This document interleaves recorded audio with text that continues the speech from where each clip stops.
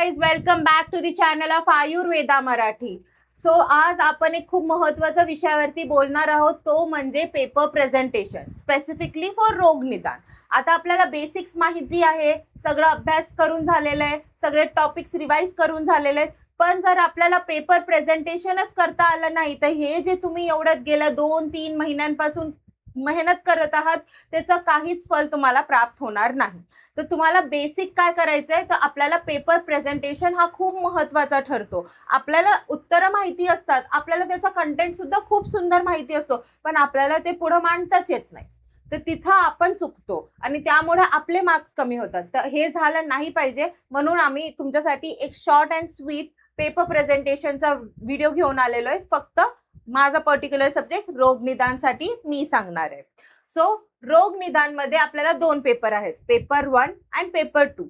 आता जे पेपर 1 आहे त्यामध्ये काही स्पेसिफिकेशन्स नाहीये, त्यामध्ये खूप रॅन्डम टॉपिक्स पण आहे. त्यामध्ये फक्त कोणत्या गोष्टीला तुम्ही स्पेसिफिकेशन ऍड करू शकता, तर तो म्हणजे निदान पंचक. फॉर एक्झाम्पल, निदान पंचकाचा कोणताही क्वेश्चन आला तर सपोज मी तुम्हाला कन्सिडर करते निदान पंचकाची रूपवरती किंवा पूर्वरूप घेऊया आपण. निदान पंचकाचं पूर्वरूप या टॉपिक वरती तुम्हाला क्वेश्चन आलेला आहे. मग तुम्ही निदान पंचक लिहिताना काय काय लिहिणं अपेक्षित असणार आहे, तर सगळ्यात आधी त्याची व्याख्या लिहिणं अपेक्षित आहे. First point. त्यानंतर तुम्ही त्याचं काय लिहिणं अपेक्षित आहे, व्याख्या लिहिली, नीट एक्सप्लेन केलं, श्लोक लिहिला, श्लोकाला एक्सप्लेन केलं. त्यानंतर तुम्ही त्याचे प्रकार लिहिणार, पूर्वरूपाचे प्रकार लिहिणार. एक असतील एक लिहिणार, दुसऱ्या आचार्यानुसार दुसरे असतील तुम्ही दुसरे पण लिहिणार. त्यानंतर तुम्ही काय लिहिणार, पूर्वरूप स्पेसिफिकली आहे म्हणून स्थान संश्रयबद्दल वर्णन करणार. आणि लास्टली तुम्ही एक हायलाइटेड टॉपिक लिहिणार आहे, तोच म्हणजे चिकित्सेत महत्व. तुम्ही हा जो पॉइंट आहे तो सगळ्यांमध्ये ऍड केलाच पाहिजे, ऍटलीस्ट पेपर 1चा टॉपिक मध्ये. कारण त्यांचं असं म्हणणं आहे की आम्ही तुम्हाला पेपर 1 शिकवलंच याच्यासाठी की तुम्ही पेपर 2 म्हणजे डिसीजेस बद्दल डिटेल माहिती घेऊ शकता आणि चांगली चिकित्सा करू शकता.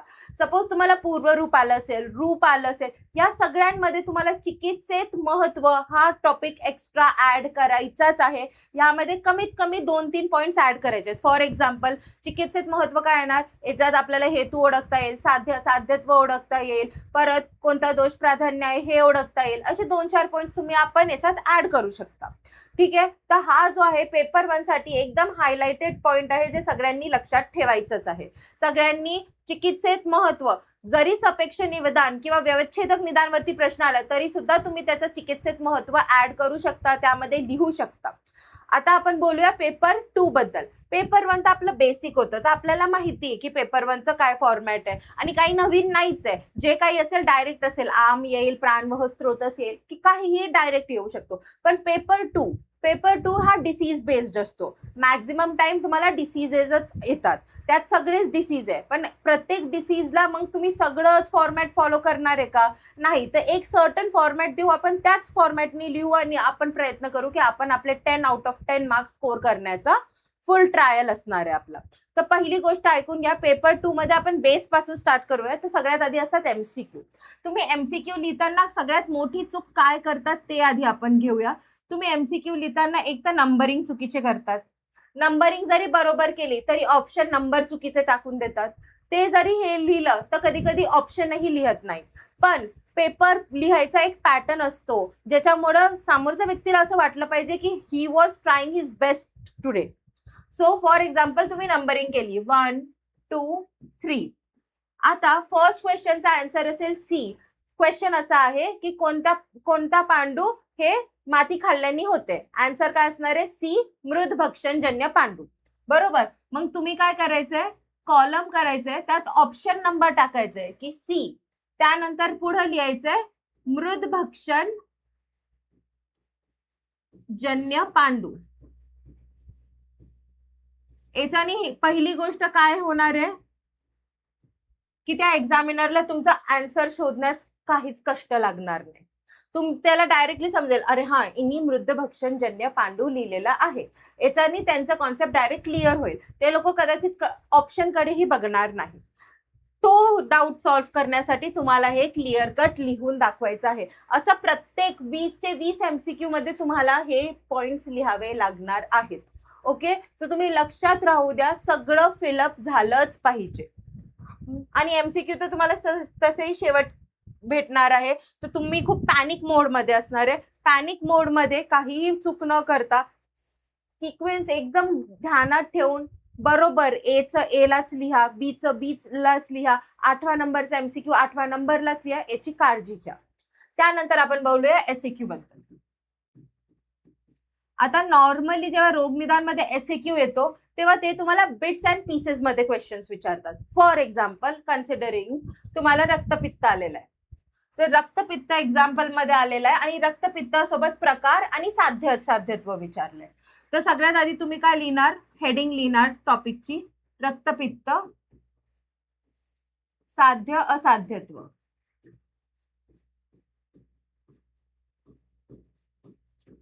हे लिहिल्यानंतर तुम्ही काय करणार, त्याच्यानंतर रक्तपित्ताची व्याख्या लिहिणार. त्यांनी विचारली नाहीये, माहिती आहे, पण तरी सुद्धा तुम्ही लिहिणार. सगळ्यात फर्स्ट पॉइंट तुम्ही काय टाकणार, तुम्ही काहीही पॉइंट स्वरूपात टाकू शकता. असं टाकलं, त्यानंतर व्याख्या लिहिली, व्याख्याचा श्लोक टाकला, श्लोक 2 ओळीमध्ये स्पष्ट लिहिला, त्यानंतर श्लोकाचं एक्सप्लेनेशन लिहिलं. ही झाली व्याख्या. त्यानंतर आपण काय करू, सेकंड पॉइंट प्रकार लिहू. प्रकारामध्ये आता रक्तपित्ताचे दोन वेगळ्या याच्यानी 2 वेगळे प्रकार पडतात. फॉर एक्झाम्पल, कोणकोणते प्रकार, पहिले तर आपण वातज, पित्तज, कफज आणि एक सान्निपात्यज आहे, तर तो तर लिहिणारच आहे. त्याला सोडून आपण काय करणार आहे, मग हा आपण याला फ्लो चार्ट फॉर्मॅट मध्ये बनवू शकतो. याच्यामध्ये 4 कॉलम करायचे, एका लाईन येते का, एका खाली एक. इथं वातज, पित्तज, कफज आणि एक सान्निपात्यज, पूर्ण नावं लिहा तुम्ही. आणि त्यानंतर ह्या कॉलम मध्ये लिहायचं गतिभेदानुसार. इथं काय लिहिणार तुम्ही, ऊर्ध्वक, अधोक आणि तिर्यक, हे लिहिलं तुम्ही. त्यानंतर तुम्ही काय करणार, त्यानंतर प्रत्येक एक लाईन सोडणार तुम्ही आणि प्रत्येक जे प्रकार असणार आहे त्याच्याबद्दल थोडं 2 लाईन मध्ये आन्सर लिहिणार. काय लिहिणार तुम्ही, सपोज वातज असेल तर वातज मध्ये जो रक्त निघतोय शरीराचा बाहेर त्याचा वर्ण काय आहे, त्याचा दुर्गंध येत आहे की नाही, तो जीव रक्त आहे की नाही, 2-4 पॉइंट्स प्रत्येकामध्ये लिहायचंय. वातज मध्ये लिहायचंय, पित्तज मध्ये लिहायचं, कफज मध्ये लिहायचं, सान्निपातिक मध्ये लिहायचं. त्यानंतर गतिभेदानुसार यायचं. गतिभेदानुसार पण 2 लाईन मध्ये फक्त त्यांचे काही ना काही सिम्पटम्स लिहायचे. आता फॉर एक्झाम्पल, ऊर्ध्वक मध्ये तुम्ही काय लिहिणार की बाबा नासिका, नाक, कान, मुख ह्या सगळ्यातून रक्तस्राव होतो. परत अधोग मध्ये काय लिहिणार, गुदभाग, योनी भाग, मूत्रमार्ग याच्यातून रक्तस्राव होतो, बरोबर. त्यानंतर अजून काय लिहिणार, तिर्यक मध्ये दोन्ही स्थानी रक्तस्राव होतो, हे पण लिहू शकता तुम्ही. किंवा रोमकूपांमधून रक्तस्राव होतो, हे झालं तिर्यक. त्यानंतर तुम्ही लिहिणार गतिभेदानुसार साध्य असाध्यत्व. काय लिहिणार तुम्ही त्याच्या पुढं, नेक्स्ट टॉपिक, गतिभेदानुसार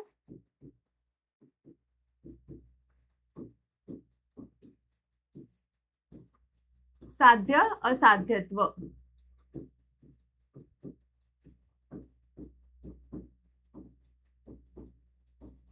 आता गतिभेदानुसार साध्य असाध्यत्व लिहिल्यानंतर तुम्ही सगळ्यात आधी फर्स्ट लिहिणार, त्याच्यामध्ये काय लिहिणार, ऊर्ध्वक गती.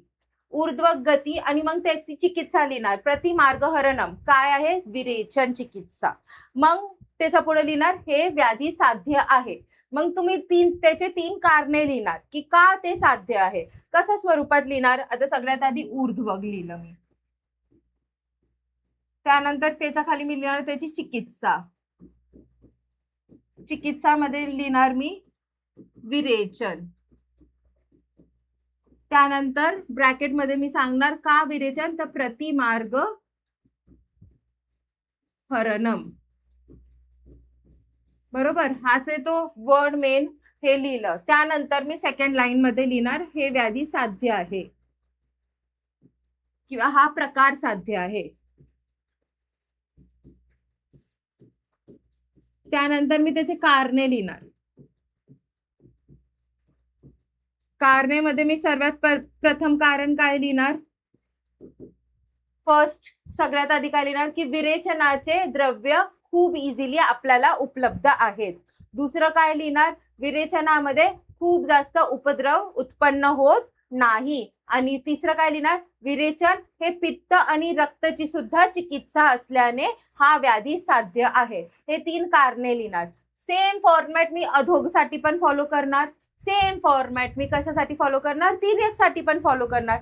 अशा सुंदर तरीकेने जर तुम्ही क्वेश्चन लिहिला तर तुम्हाला 100% याच्यामध्ये 5 आउट ऑफ 5 भेटणारच आहे. आणि मी गॅरंटी करते की तुमचे अशा फॉर्मॅटमध्ये जर तुम्ही लिहिलं तर तुमचं इझिली 2 पेजेस भरतात. एवढ्या छोट्या क्वेश्चनवर सुद्धा 2 पेजेस भरतात. ही माझी गॅरंटी आहे जर तुम्ही हा फॉर्मॅट क्लिअरली फॉलो केला तर. आता नेक्स्ट आपण एक LAQचा टॉपिक घेऊ, सेम व्याधीसाठीच. ठीक आहे. LAQ मध्ये सपोज आपल्याला आलेला आहे ग्रहणी.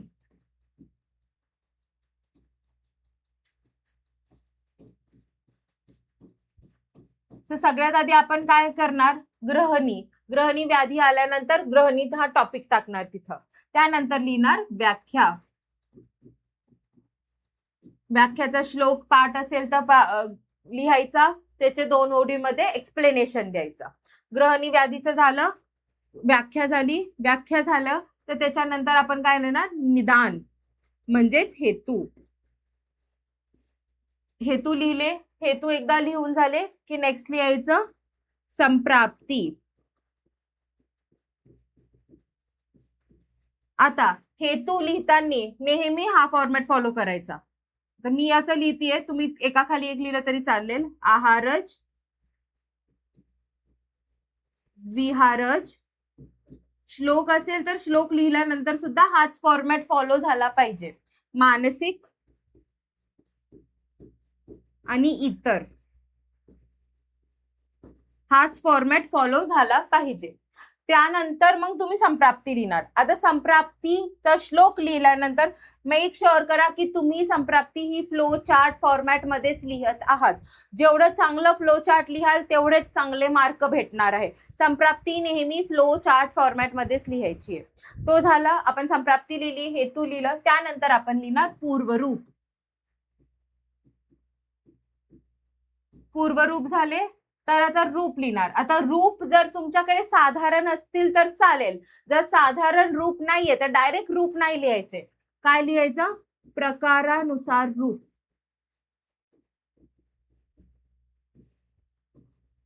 मग त्यात तुम्ही काय लिहिणार, सगळ्यात आधी प्रकार मेन्शन करून देणार. किती प्रकार आहे बाबा, ग्रहणीचे 6 प्रकार आहे. कोणकोणते, वातज, पित्तज, कफज, संधिपातज, संग्रहणी, घटियंत्र ग्रहणी. मग मी 6 प्रकारचे नाव लिहिले. मग मी वातज ग्रहणीचे रूप, मग पित्तज ग्रहणीचे रूप, मग कफज ग्रहणीचे रूप. 2-2 लाईन मध्ये, 3-3 लाईन मध्ये. आपण आता LAQ आहे तर जास्त लिहावं लागेल. कमीत कमी 3 ते 4 लाईन मध्ये तुमचा एक प्रकार झाला पाहिजे. ठीक आहे, 3-4 लाईन बेस आहे. तुम्ही हे लिहिलं, रूप झालं. त्याच्यानंतर तुम्ही काय करणार, मग तुम्ही लिहिणार साध्य असाध्यत्व. पहिले उपद्रव लिहिणार, मग त्यानंतर लिहिणार साध्य असाध्यत्व.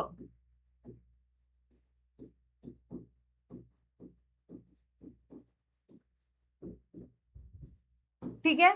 साध्य असाध्यत्व मध्ये तुम्ही डिटेल मध्ये एक्सप्लेन करणार का ते साध्य आहे. जर असाध्य असेल तर का ते असाध्य सांगितलेलं आहे. द्वंद्वज आहे, एक दोषज आहे, द्विदोषज आहे, त्रिदोषज आहे, ते आपण थोडं डिटेल मध्ये लिहिणार.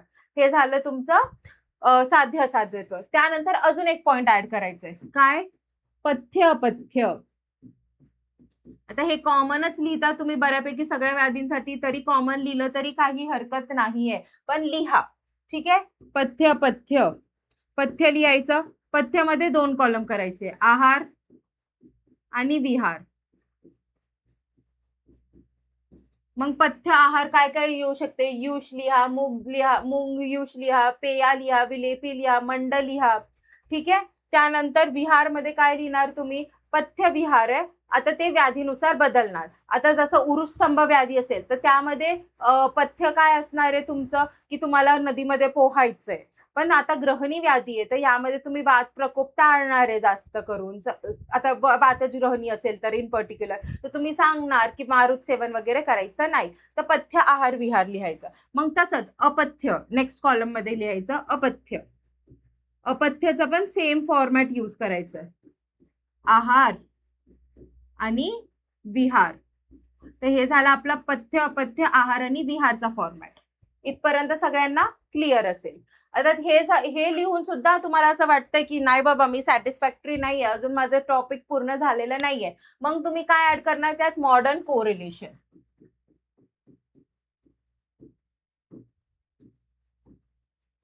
मॉडर्न कोरिलेशन मध्ये आता ग्रहणी व्याधीला सहसा आपण कोणाशी कम्पेअर करतो? तर IBS किंवा IBD शी कम्पेअर करतो. आणि मग याचं एक्सप्लेनेशन 3-4 ओळींमध्ये लिहून द्यायचं. संपलं. तुम्ही जर ह्या फॉर्मॅटमध्ये आन्सर लिहिला तर आय एम प्रिटी शुअर की तुमचे सगळे आन्सर्स सिलेक्टच होणार आहे. It is written so beautifully. And तुमचे 10 मार्काच्या क्वेश्चनसाठी हे किती पॉइंट्स कव्हर होत आहेत? Let me just remind you once. आता बघा, सगळ्यात आधी व्याख्या लिहिली, तुम्ही निदान लिहिले, संप्राप्ती लिहिली, ठीक आहे. त्यानंतर पूर्वरूप लिहिले, प्रकार लिहिले आणि रूप पण लिहिले, तर 6 पॉइंट. त्यानंतर उपद्रव लिहिले, साध्यत्व लिहिलं, पथ्य अपथ्य लिहिले आणि लास्ट मध्ये तुम्ही त्याचा मॉडर्न कोरिलेशन सुद्धा लिहिलं. तर असं करून तुमचे जवळजवळ 10 पॉइंट कव्हर होत आहेत. And I think that is more than sufficient. ठीक आहे. 10 मार्काला 10 पॉइंट तुम्ही लिहिले, डिटेलमध्ये लिहिलेले आहेत. कदाचित असं होऊ शकतं की 4 पेज न भरता 3.5 पेज भरले असतील, पण तुमचे पॉइंट्स तर पूर्ण कव्हर झालेले आहेत ना, तर मग एक्झामिनर तुम्हाला नक्कीच मार्क देईल. सो हा फॉर्मॅटच तुम्ही फॉलो करायचा आहे, कोणताही व्याधी आला तरी सुद्धा. अँड मेक शुअर करा की तुम्ही प्रत्येक क्वेश्चन हा अटेम्प्ट कराल. ठीक आहे. ऍट दी एंड मी तुम्हाला एवढंच म्हणेल की be very confident while you write your papers and all the very best for your exams. Have a nice day ahead.